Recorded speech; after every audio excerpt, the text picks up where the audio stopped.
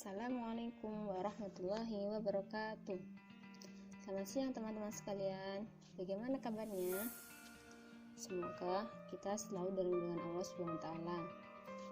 Saya selaku perwakilan dari kelompok 6 akan membahas mengenai kepemimpinan dalam manajemen berbasis madrasah, yang mana merupakan tugas dari mata kuliah manajemen berbasis madrasah. Kelompok kami beranggotakan yang pertama Binti Salisatin, yang kedua Niken Cynthia Ayu, yang ketiga Siti Fatimah, yang keempat Widya Istiarini, dan yang terakhir Yuni Istiqomah. Selanjutnya kami akan membahas pengertian kepemimpinan. Istilah kepemimpinan dalam bahasa Indonesia diambil dari bahasa Inggris leadership. Dalam hal ini, terdapat beberapa definisi tentang leadership itu sendiri. Menurut Charles B. Hicks, PhD, dan Irene Klotz, EDD, leadership is the art of influencing human behavior, the ability to handle people. Menurut Profesor Dr. Haji Arifin Abdurrahman, kepemimpinan sebagai kemampuan seseorang untuk menggerakkan orang-orang mengikuti pemimpin.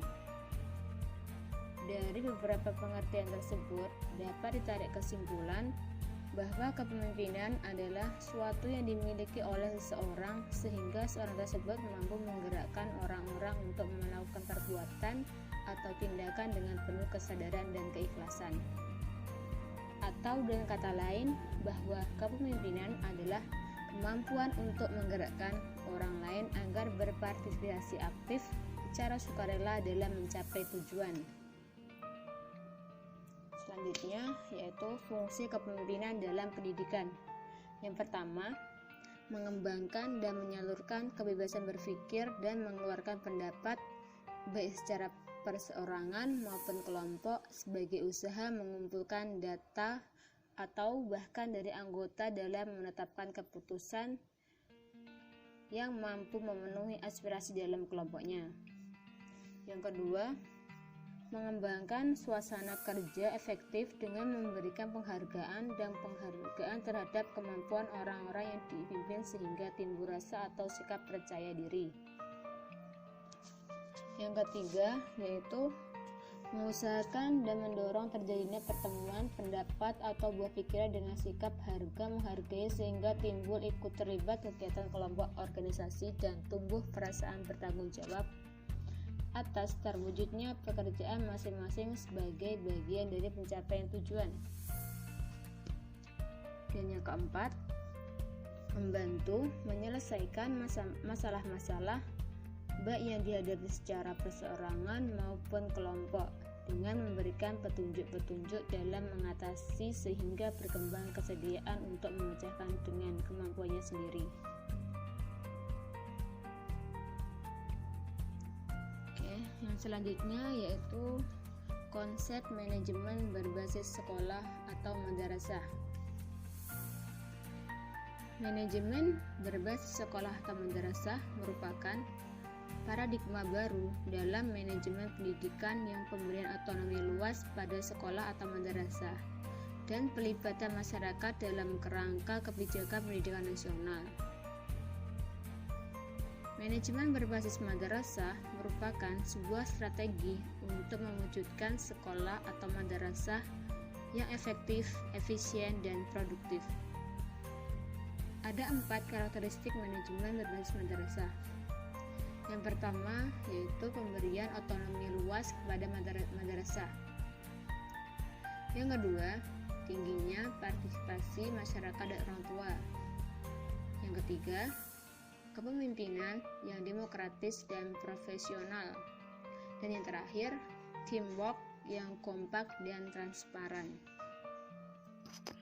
Berikut ini perbedaan perilaku kepemimpinan, transformatif dan transaksional.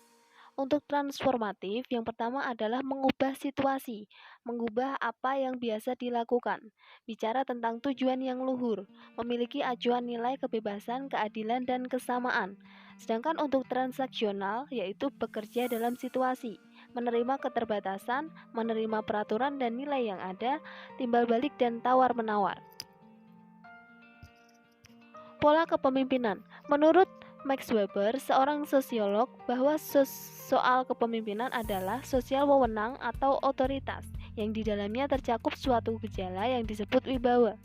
Sedangkan wibawa dapat berasal dari fungsi. Kewibawaan karena fungsi yang dimaksud adalah kewibawaan yang diperoleh karena fungsi yang melekat pada suatu jabatan.